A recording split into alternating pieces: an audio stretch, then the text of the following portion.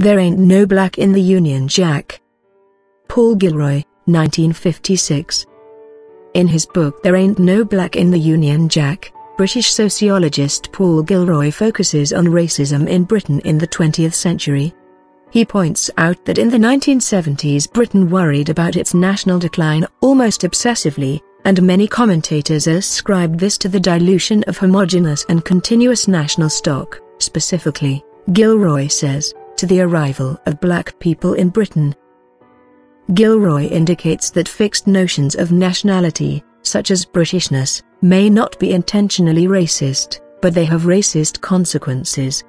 In seeking to define Britishness, 20th century writers always seem to imagine a white Britain. Black people were seen as permanent outsiders.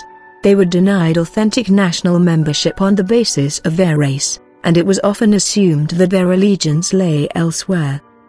While accepting that the idea of race has been a historical and political force, Gilroy says that it is no more than a social construct, a concept created in society.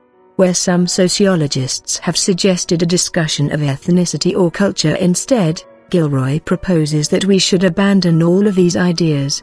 Whatever terms we use, he says, we are creating a false idea of natural categories by putting disparate people into different groups, leading to a division between them and us.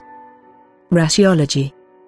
According to Gilroy, all these types of discussion leave us enmeshed in what he calls raciology, a discourse that assumes certain stereotypes, prejudices, images, and identities. Anti-racists find themselves inverting the position of racist thinkers, but are nevertheless unable to displace the idea of racism altogether.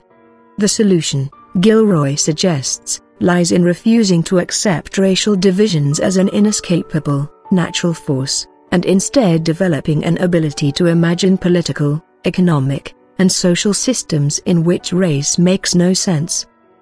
In context. Focus, racism. Key dates.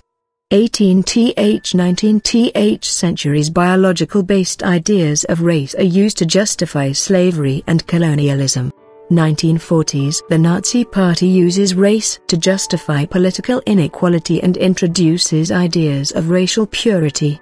1950. UNESCO declares that race is a social myth.